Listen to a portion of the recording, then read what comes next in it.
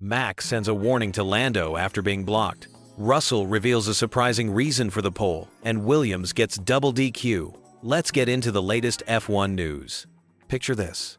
You're flying down the track at over 200 miles per hour, pushing for every tenth of a second that could determine your championship fate, when suddenly the politics of Formula One rear their ugly head. That's exactly what happened in Singapore qualifying, and the fallout is absolutely explosive. Max Verstappen just accused Lando Norris of sabotaging his qualifying lap. But here's the twist that nobody saw coming. Norris fired back with a response so brutal, it's got the entire paddock talking. He basically called out Red Bull's entire operation, saying they complain about absolutely everything. This isn't just driver drama, folks.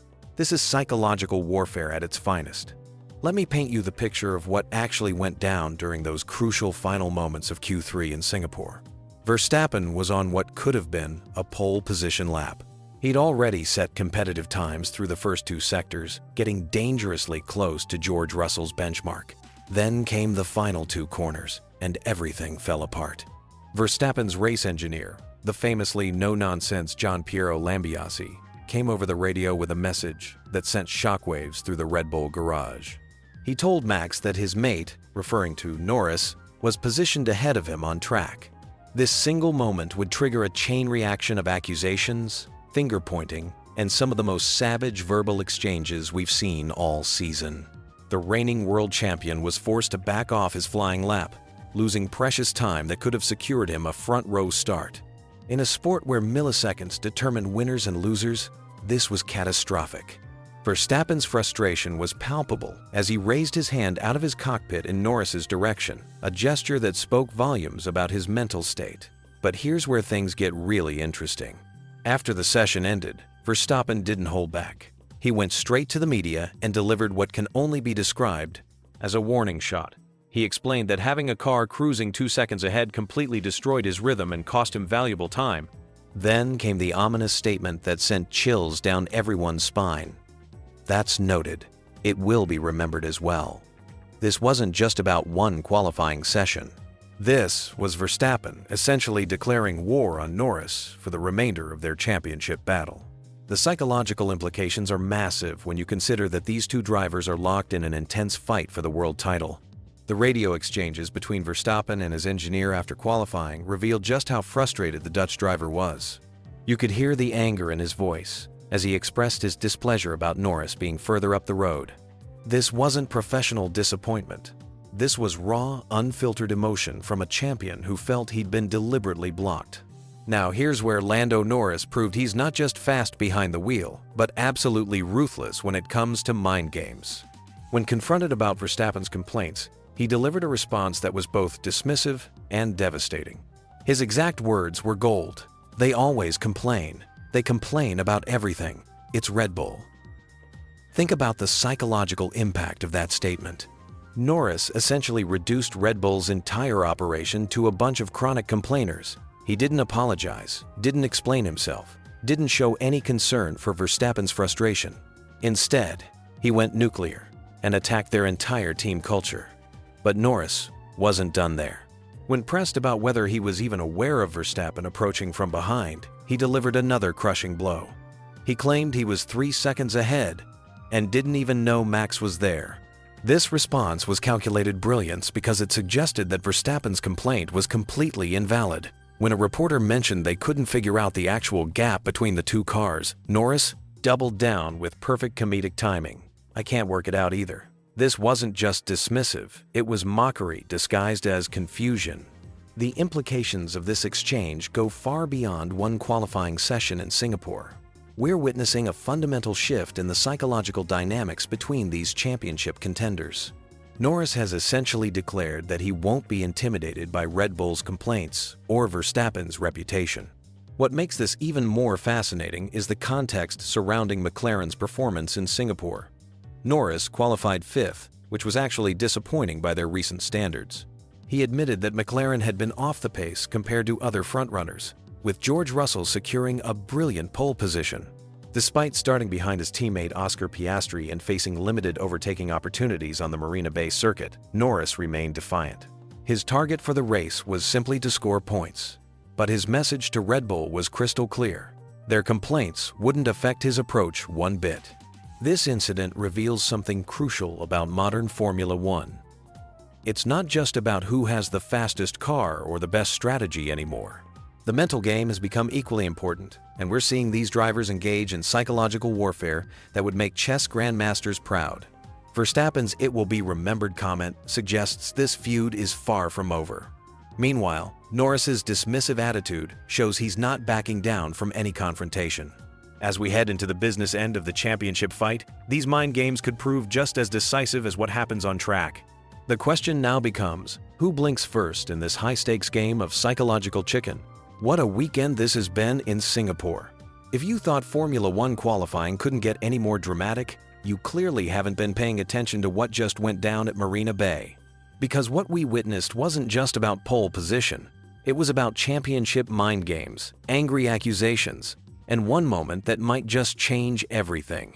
George Russell has absolutely stunned everyone by claiming pole position for Mercedes, but that's not even the biggest story here. The real fireworks started when Max Verstappen completely lost it after his final qualifying lap, pointing fingers directly at Lando Norris in what might be the most heated exchange we've seen all season. And trust me, when Verstappen says something will be remembered, you better believe there's going to be consequences. Let's dive into this qualifying session that had everything: brilliant drives, strategic mistakes, and enough drama to fuel a Netflix series. The session started innocently enough, with Hamilton showing his renewed form, going fastest in the opening segment. The seven-time world champion has been on fire recently, and his confidence was evident as he immediately bounced back from an early track limits deletion. But this was just the warm-up act for what was coming. Russell began making his statement in the second session when multiple drivers faced track limits violations. The chaos was immediate. Antonelli, Hamilton, Behrman, and Russell himself all had lap times deleted early on. But here's where things got interesting. When everyone regrouped for their crucial second runs, Antonelli pulled off something spectacular, posting the fastest time before Russell topped him by just a tenth of a second. The Mercedes momentum was building, and you could sense something special brewing. Verstappen managed to split the silver arrows, but the McLarens were struggling more than expected, with both Norris and Piastri sitting fourth and fifth, a quarter second off. Russell's pace. Then came the final qualifying session, and this is where everything exploded. Russell's first run in the top 10 shootout was absolutely magnificent. Despite brushing the wall at turn 16, he stayed committed and posted a time that was nearly 2/10 clear of Verstappen. That's a massive gap in qualifying terms, especially at a track like Singapore where margins are typically razor thin. But the real drama was brewing in the background. The track went silent, with 5 minutes remaining, as teams prepared for their final assault on pole position. Fresh tires were mounted, strategies finalized, and drivers prepared for the most crucial laps of their weekend. Norris was first out for his final attempt, and this is where the controversy began. As drivers spread out on track for their flying laps, the positioning became critical. Verstappen found himself behind Norris, and what happened next would spark a war of words that's still raging. When Verstappen aborted his final flying lap in the last sector, it was clear he was furious. His race engineer's radio message said it all. "You can thank your mate for that," a barely veiled reference to being impeded by another car. While Verstappen didn't immediately name Norris publicly, his intentions were crystal clear. The three-time world champion was absolutely seething, claiming his lap had been completely wrecked by another car cruising around. When pressed, he made it clear it wasn't Piastri who had caused the issue, leaving everyone to draw their own conclusions about who the culprit was. His parting shot that the incident would be remembered sent chills through the paddock. Meanwhile, Russell was busy securing one of the most impressive pole positions of the season. His final time of 1 minute 29.158 was nearly 2/10 clear of Verstappen, a commanding margin that showcased Mercedes' unexpected pace around the challenging Marina Bay circuit. The grid, shaped up with Piastri third for McLaren, followed by the surprising Kimi Antonelli in fourth. Norris, the man at the center of the controversy, could only manage fifth despite McLaren's championship ambitions. The two Ferraris locked out 6th and 7th with Hamilton ahead of Leclerc, while Racing Bull's Isaac Hadjar continued his impressive form in 8th. But let's talk about what this all means for the championship battle. Verstappen starting second gives him a prime opportunity to capitalize on any McLaren struggles during the race. With Norris down in fifth and clearly in the Dutchman's crosshairs, tomorrow's race could be explosive. The psychological warfare has already begun. Verstappen's accusation that Norris deliberately impeded him adds a personal element to what's already an intense championship fight. When drivers start taking things personally in Formula One, that's when we see the gloves come off completely.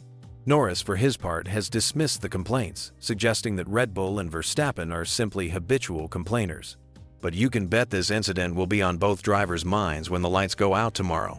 Racing wheel to wheel with this kind of animosity bubbling beneath the surface is a recipe for fireworks. Russell's pole position also throws a fascinating wrench into the championship dynamics. Mercedes suddenly has the pace to potentially win races again, which could play kingmaker between Verstappen and the McLaren drivers.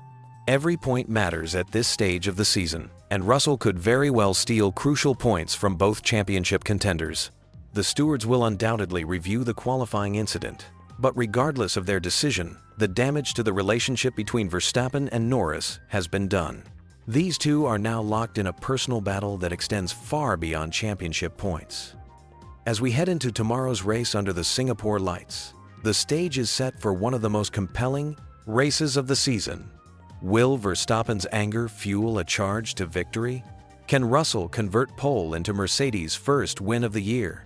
And most importantly, how will this qualifying controversy play out when these gladiators are battling wheel to wheel at 300 kilometers per hour? One thing's for certain, Singapore has delivered the drama, and tomorrow's race promises to be absolutely unmissable. What happens when Formula One's biggest championship contenders clash over qualifying etiquette? Well, buckle up because we're diving into one of the most heated exchanges between Max Verstappen and Lando Norris that had the entire paddock talking at the Singapore Grand Prix. Picture this: you're Max Verstappen, three-time world champion, pushing your car to the absolute limit on one of Formula One's most challenging street circuits. You've got one final shot at pole position. Everything's on the line, and suddenly there's a car cruising right in front of you, disrupting your rhythm and potentially costing you precious tenths of a second. That's exactly what happened in Singapore, and let me tell you, Verstappen was not happy about it. The drama unfolded during the final moments of Q3 qualifying. George Russell had already set a blistering pace that put him on provisional pole, but Verstappen was the only driver left on track with a realistic chance of beating that time.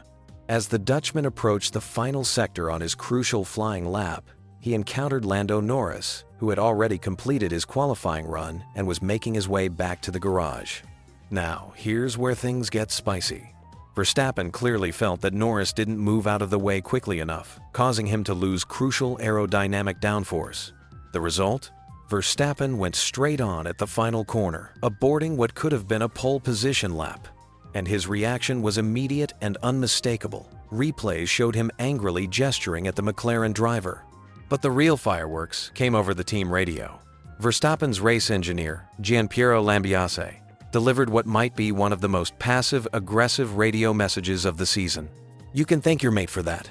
The emphasis on your mate was particularly cutting, given that Verstappen and Norris have developed a friendship over the years, making this incident all the more personal.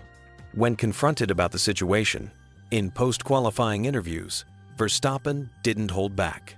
Standing right next to Oscar Piastri, Norris's McLaren teammate, he made it crystal clear who he was referring to when asked about the blocking incident. "Not Oscar," he said with trademark bluntness, leaving absolutely no doubt about his feelings toward Norris's actions. The three-time champion went on to explain his frustration in detail, painting a picture of just how critical clean air is during qualifying, especially on a street circuit like Singapore. He described how Norris was cruising 2 seconds in front and emphasized that it will be remembered as well, a not-so-subtle warning that this incident wouldn't be forgotten anytime soon. What makes this situation particularly intriguing is the context of qualifying etiquette in Formula One. During Q3, with only 10 cars on track, drivers typically try to maintain gaps of 6 to 7 seconds to avoid interfering with each other's flying laps. It's an unwritten rule that everyone understands, making Verstappen's frustration all the more understandable. Verstappen elaborated on this point during the press conference, explaining that in Q3, you rarely see another car unless someone is on a different program or has made a mistake. The implication was clear. In his view, Norris had either made an error in judgment or simply wasn't paying attention to what was happening around him. The technical aspect of this incident is crucial to understand. When you're following another car closely at these speeds, you lose downforce, which affects your braking performance and overall grip. On a street circuit where every corner is critical and there's no margin for error, even a small disruption can be the difference between pole position and starting further down the grid. What's particularly fascinating about this whole situation is how it highlights the delicate balance of relationships in Formula One. These drivers are friends off track, but when they're intimacy, in the cockpit fighting for every thousandth of a second, those friendships can quickly become secondary to competitive instincts. Verstappen made it clear that he wouldn't be discussing the incident directly with Norris, describing it as something that is not nice when it happens to someone.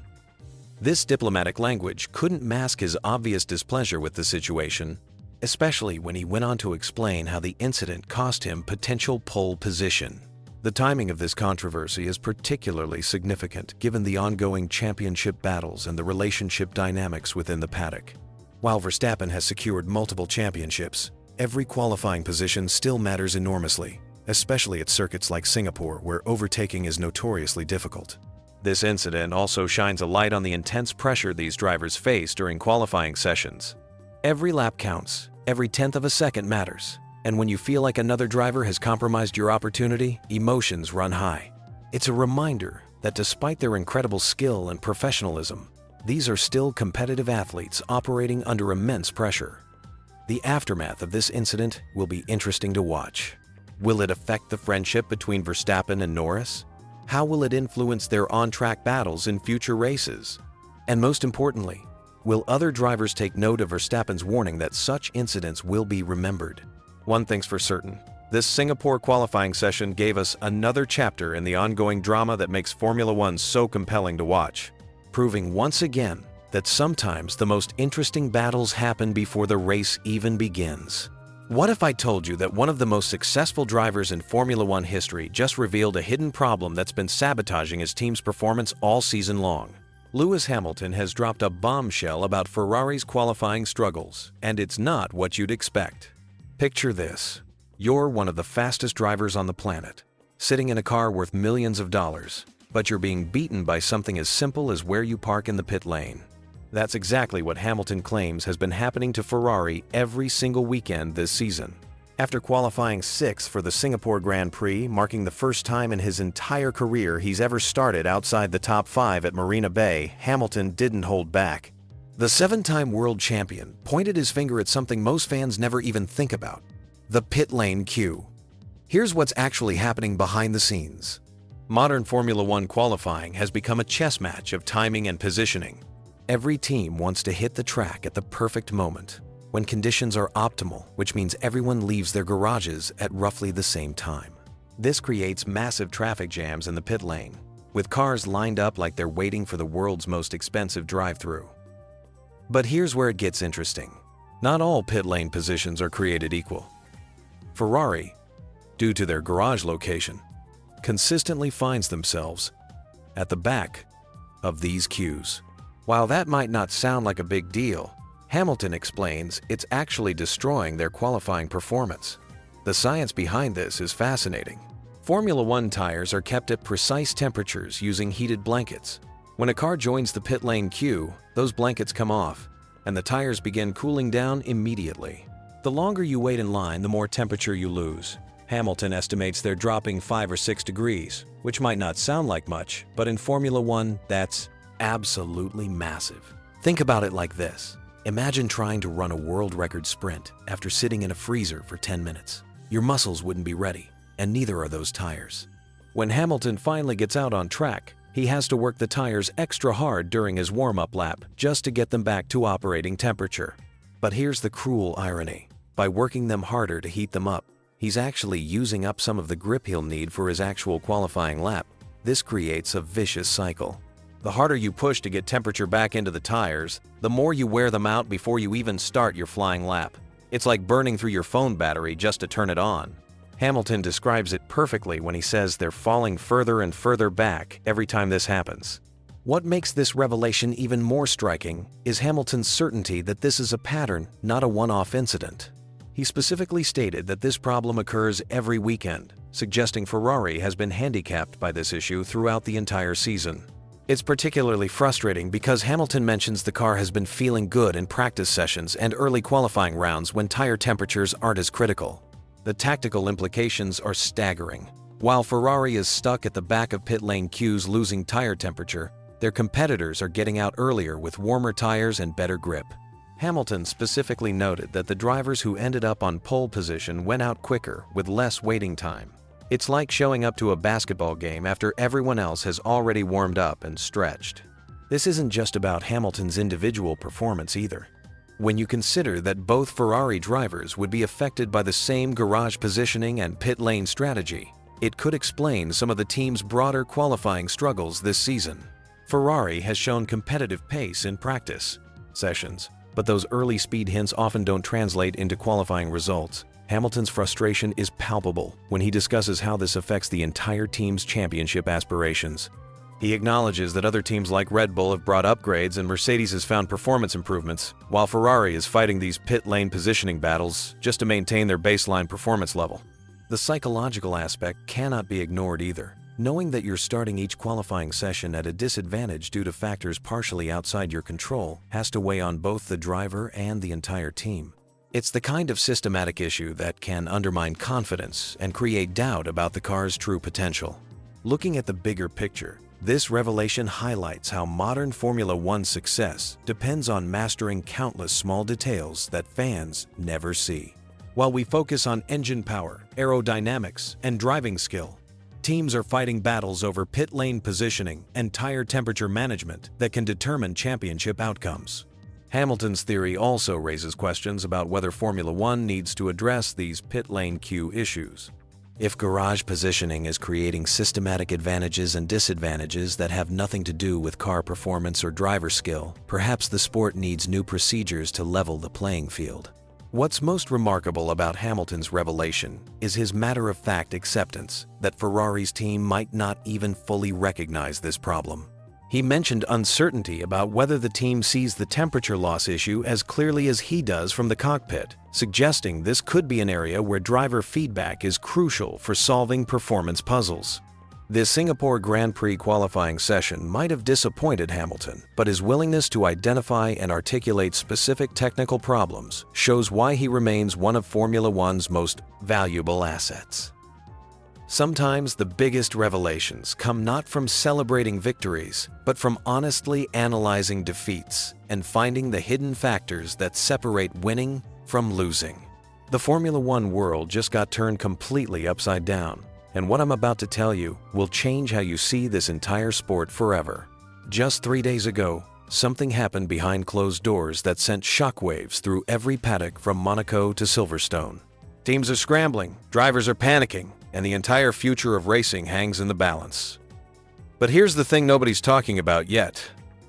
Welcome back to the channel, F1 Fanatics. I'm diving deep into the latest developments that are reshaping Formula One as we know it. Today, we're breaking down the most significant changes hitting the sport, and trust me, by the end of this video, you'll understand why veteran team principals are losing sleep, and why some of your favorite drivers might not be where you think they'll be next season. Let's start with the elephant in the room that everyone's whispering about but nobody wants to say out loud. The technical regulations that govern these incredible machines are about to undergo their most dramatic transformation since the hybrid era began. We're not just talking about minor tweaks to aerodynamics or engine specifications. We're looking at fundamental changes that could completely flip the competitive order we've grown accustomed to. Think about it this way. Remember when Mercedes dominated for 8 consecutive seasons? That wasn't just because they had the best drivers, though Lewis Hamilton certainly didn't hurt their cause. It was because they cracked the code on hybrid power units better than anyone else. They understood the intricate dance between electrical and internal combustion power in ways that left their competitors scrambling for years. Now imagine that entire foundation getting pulled out from under every team simultaneously. That's essentially what's happening right now. And the implications are staggering. Engineering departments across the sport are working around the clock, burning through budgets at unprecedented rates. all trying to gain even the slightest advantage under these new parameters. But here's where it gets really interesting, and this is something the mainstream media isn't picking up on yet. The changes aren't just technical. There's a human element to this story that's absolutely fascinating. Driver contracts that seemed bulletproof 6 months ago are suddenly looking very different. Team loyalties that appeared unshakable are being tested in ways nobody anticipated. Consider the psychological pressure these athletes are under right now. These are individuals who've spent their entire lives perfecting their craft, understanding every nuance of their machines, building relationships with engineers and mechanics that span years. Suddenly, all that accumulated knowledge and experience might not matter as much as it used to. The ripple effects extend far beyond just the drivers and teams themselves. Sponsors who've invested millions of dollars based on specific performance expectations are having serious conversations about their commitments. Television networks that bid enormous sums for broadcasting rights are recalculating their projections. Even the circuits themselves are wondering how these changes might affect attendance and fan engagement. What makes this situation even more complex is the timing. We're not talking about changes that will be phased in gradually over multiple seasons. These are immediate alterations that teams need to adapt to right now, in the middle of what many consider the most competitive era in Formula One history. The financial implications alone are mind-boggling. Teams that thought they had their budgets figured out for the next several years are suddenly facing unexpected expenses. Development programs that were planned months in advance are being scrapped and rebuilt from scratch. The cost cap that was supposed to level the playing field is creating new challenges that nobody saw coming. And then there's the fan perspective, which honestly might be the most important factor in all of this. Formula One has experienced incredible growth in recent years, attracting new audiences who fell in love with the sport's drama, technology, and personalities. How will these changes affect that carefully cultivated fan base? Will newcomers stick around if their favorite teams suddenly struggle? Will longtime supporters embrace the shakeup or resist it? The answers to these questions will determine not just who wins races in the coming months, but the entire trajectory of Formula One as a global entertainment phenomenon. We're at a crossroads where sporting excellence meets commercial reality, and the decisions being made right now will echo through the paddock for years to come. What's particularly striking is how different teams are responding to these challenges. Some are embracing the chaos, seeing it as an opportunity to leapfrog competitors who've been ahead of them. Others are playing it conservative, trying to minimize risks while they figure out the new landscape. A few are making bold strategic bets that will either pay off spectacularly or backfire completely. The next few months will reveal which approaches were correct, but by then, it might be too late for teams that chose poorly. In a sport where milliseconds determine winners and losers, strategic decisions made today could influence results for entire seasons. So what does all this mean for you as a fan? It means we're about to witness something truly special. We're going to see which teams, drivers, and organizations can adapt under pressure. We'll discover who really understands the essence of competition when everything they thought they knew gets challenged. This is why Formula One remains the pinnacle of motorsport. It's not just about who can drive the fastest or build the best car. It's about who can evolve, innovate, and overcome obstacles when the stakes couldn't be higher. Stay tuned, because this story is just getting started.